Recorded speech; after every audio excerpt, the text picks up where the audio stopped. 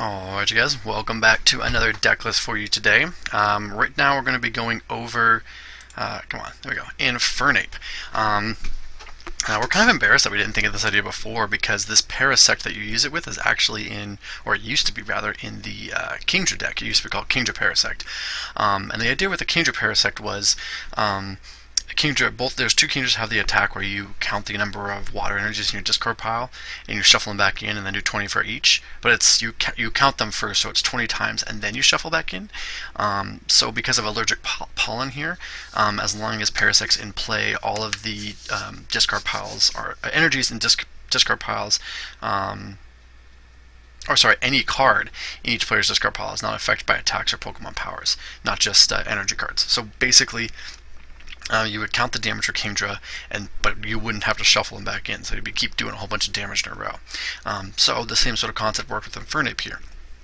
Flare Up says if you have fewer than 10 fire energies in your discard pile that does nothing, well, you'll have 10 in there, and then it says shuffle 10 energies back from your discard back into your deck. So with Parasect, it keeps them there, and you just get to keep using 200 damage over and over and over again. Pretty cool. And this is actually kind of a reprint of the Infernape level X, where it search a discard pile for 8 and shuffle them back into your deck. And it's the same sort of effect, 150 damage, but for 8.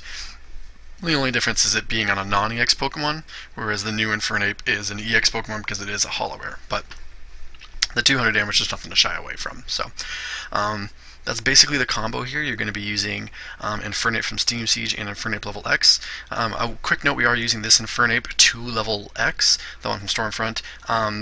There are some pluses and minuses here. The pluses is that Blaze Dance is actually really good to get going. It says once during your turn when you evolve, you can flip a coin of heads, search deck with 4 fires and attach them. So that's a great way of getting some acceleration to your backup attackers.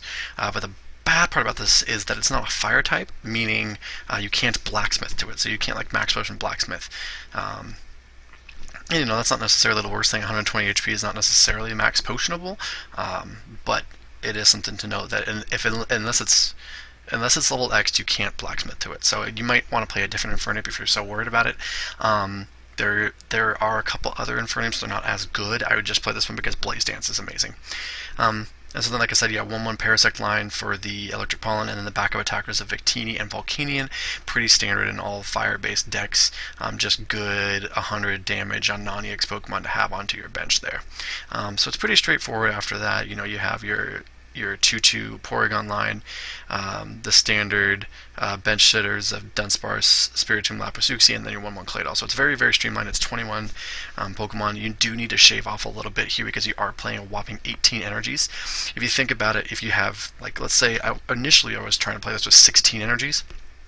But if you have 10 in your discard pile, that means you only have 6 to play with, and 2 are going to be on the Infernape, right? So then that's only 4 left in your deck, and that's kind of sketchy, because odds are you're going to have 1 or 2 on the Volcanion or Victini. So I think 18 is enough. Playing around with 8 energies is okay, especially since 10 will just be in the discarded pile at all times, or with 8 with this Infernape. So just something to think about there, that that's a lot of fire energies, but the reason we're playing so many fire energies is because of needing so many in your discard pile. And that's an argument for Fiery Torch even. Usually I don't like Fiery Torch because it's like a 2-for-2 trade, right? But it is helping get a fire in the discard pile. So this is one of the few decks that I would actually be like, yeah, Fiery Torch is probably a thing. Anyways, looking through supporters now, you have your standard supporter line, nothing out of the ordinary here. I think the only two I want to talk about is Blacksmith. Obviously it's a fire deck, so you're going to be playing Blacksmith. Great way to charge up this Infernape and the Infernape level X. They both cost 2 energies, so you really only need the Blacksmith to get going.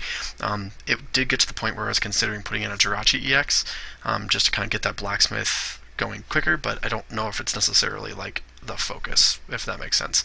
And then the other one we're playing is Iris, and you might be confused, why are you playing Iris? You're doing 200 damage. You don't need the extra damage. Well, as Grady and I have discussed numerous times, I think Iris is now at 100% an inclusion in every deck. Not necessarily for the one-shots, but to take prizes with Uxie in the mid to late game.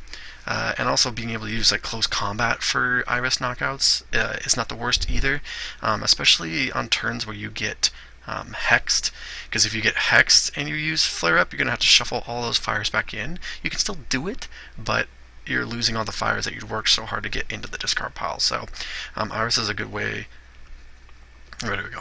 There we go. Iris is a good way of doing damage with like Flare Blitz and close combat and even spreading fire to a certain extent there. Um, so those are the two supporters I wanted to talk about. If you notice, we don't play a Super Rod. Instead, we play a Rescue Stretcher and a Pokemon Retriever, and that's you don't want to shuffle fires back in. Like even if you're shuffling one or two back in, you really don't want to. If you run out of fires in your deck, you can always blacksmith to your attackers. But I don't think there's ever going to be a situation where you're going to run out of fire energies for like attachments. You're always going to have like a blacksmith or a versus seeker or one energy to attach to Volcanion to attack. So you're always going to be able to attack. So we don't need to play Super Rod. And instead, the recovery options, we're going to play the Stretcher and the Retriever. You're obviously going to be playing Battle Compressor, you're going to be playing Acrobike, you're going to be playing the cards that help you get fires into the discard pile, and like I said, Fiery Torch is a good consideration. We're playing Secret Mission as well, help get more fires in the discard pile. And then for stadiums, Broken Time Space and Scorched Earth are your two options. Scorched Earth is going to be really, really good to draw extra cards because there's 18 fires, you're really never going to miss it. And then you have your Elite Four, you have your tools of Floatstone, Fluffy Bear, you have Double Dare. Because we're actually, I had room to play a Double Gust, and this is a card that I do want to like play around with a bit more. I think Double Gust might be underrated.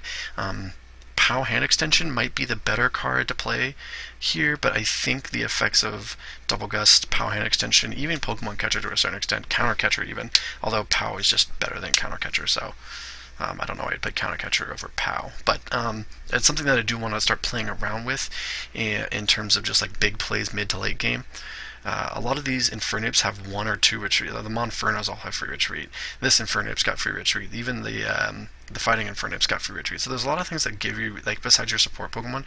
So if you have like a Floatstone on your like two support Pokemon and an energy ready to go, the negative effect of Double Gust, them being able to catch her, is kind of negated because you have so many like retreating effects. In this scenario, I would actually consider playing a switch. I probably should play just like one switch.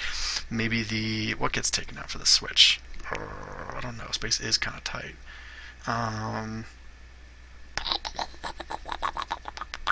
I don't know, but I think a switch would be nice in this deck with the Double Gust. So, and then like I said, 18 fire energies. DCE is the only other consideration, but it's only useful on this Infernape, and I don't think close combat's going to come into play all that often. And DCE is just like worthless on every other thing except for to retreat, right? You're going to use it to retreat Lapras or Paris if they get Lysandered up. So, what else about this deck? I think that's about it. Oh yeah, we were playing a Psychic's Third Eye as like a kind of a weirder supporter, but I think it's self-explanatory because we're also playing Secret Mission. So, but that's about it. Basically, you're just trying to one-shot stuff over and over again. The prize trade could become a factor because of this Infernape being an EX, but you can always get this level X. Premier Ball also is another thing to consider because of because this level X is so important, and you could also consider a thicker Infernape line, like a 3-3-3 line, just to help your level X get involved more often. But I think the combination of being able to blow stuff up with Flare Up and these two backup attackers of Victini and Volcanion being non-EX is going to help you with any situations where you run into where you're trying to trade with your opponent. I think you have enough. And the single Pokemon recovery here along with Blacksmith, I think you're going to be fine in terms of if you're just trying to trade with non-EXs. But if you're trying to blow something up like big GXs, Flare Up's going to be the way to go. If you notice, we don't play Choice Band, but the thing that actually now that I'm thinking about this, the thing that Choice Band would help with is that you notice that Spreading Fire is 20 to each, so you could put 20 on one of their Pokemon, and then Choice Band puts Flare up to 230, which is going to knock out any GX in the game. So that is something to consider as well. If you put the DC in, I would put a Coco in. What else? I think that's about it. So if you have any questions on the deck, please let me know. I'm glad you guys are enjoying this new view. It helps see the deck in its entirety, and it actually is easier to commentate on, so that's helpful. So if you have any questions, please let me know. If not, have a good rest of your day, guys.